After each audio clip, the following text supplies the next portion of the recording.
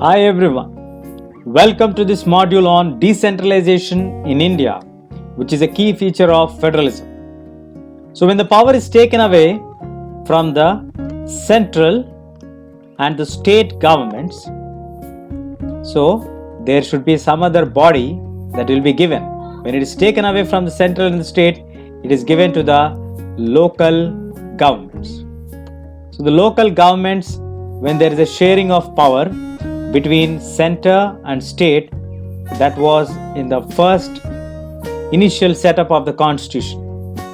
There is a change, there is an amendment in the constitution which has been brought in 1993. So there is a power that is being shared from central and state governments to local governments.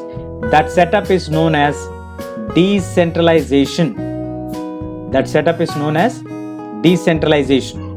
So the basic idea behind the decentralization is that there are a large number of problems.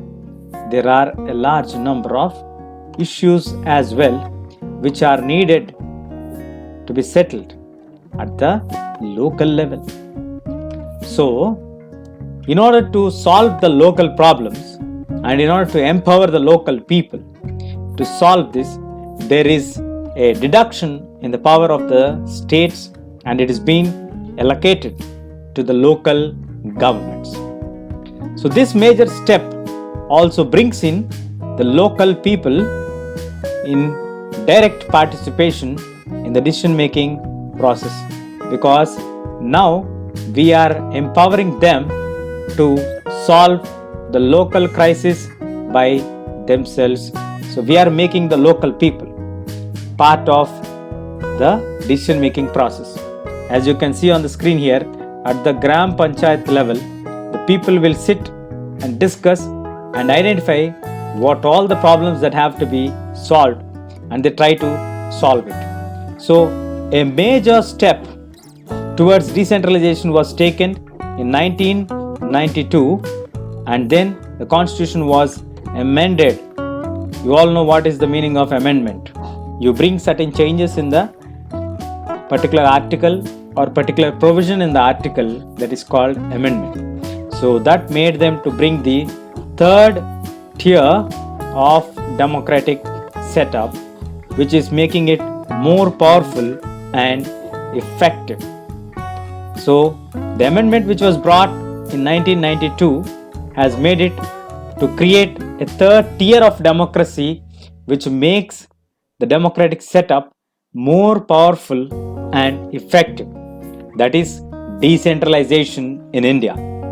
The decentralization means the power is taken away or is being shared from center and state to the local governments and empowering the local people to participate directly in decision making process. The basic idea behind decentralization was that there are large number of concerns, problems and issues which are best settled at the local level. So that is the idea behind getting the concept of decentralization, amending the Constitution of India and getting a third tier of democratic setup, which is very powerful and effective in nature.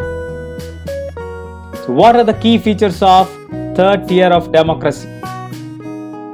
It is constitutionally mandatory to hold the elections regularly. Why this point is mentioned in the first key feature? Because earlier the states used to show very little interest in conducting the regular elections to the local bodies. They never used to conduct the local elections regularly. They used to conduct very irregularly, and they don't have much interest in conducting these local government body elections. That's why it has been made mandatory to conduct the local elections regularly, and there is a need to reserve certain seats in the elected bodies for scheduled caste,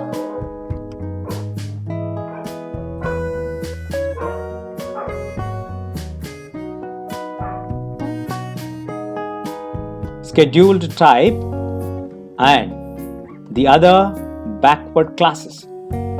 So the first point, it is regularly elections have to be conducted. Seats have to be reserved for the elected bodies and the executives, the heads of the institutions such as Gram Panchayat, Jilla Parishad, all the bodies.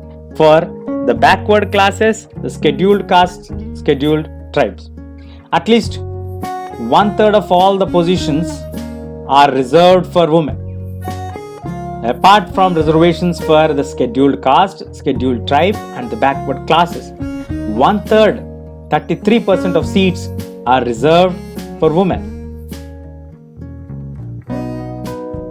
The State Election Commission has to be created with the purpose of conducting the panchayat and the municipal elections.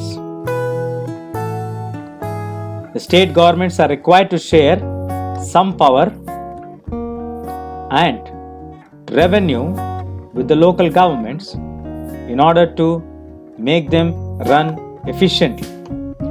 So the nature of sharing varies from state to state. So the key provisions: 1. It is constitutionally mandatory to hold the elections regularly. The seats are reserved for the scheduled caste, scheduled tribe and backward classes. At least 1/3 of seats are reserved for women in the local bodies. The State Election Commission has been created in each state to conduct panchayat and municipal elections. The state governments are required to share some power and revenue with the local bodies.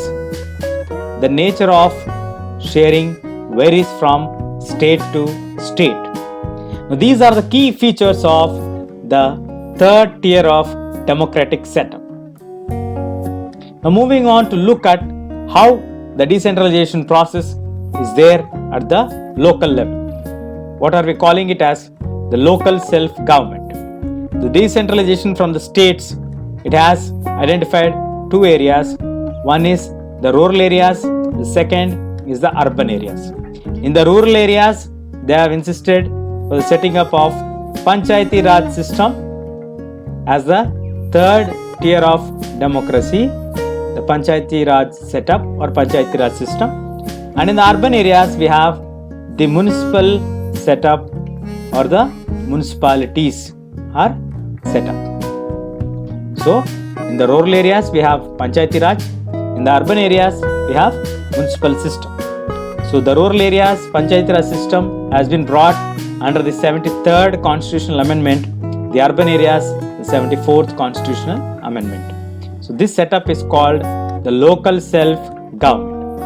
So, in this module, we learned what is the idea behind decentralization in India, what are the key provisions of the third tier of democratic setup, and how is the local self-government made. That's all we have in this module. Stay tuned. We'll catch you in the next.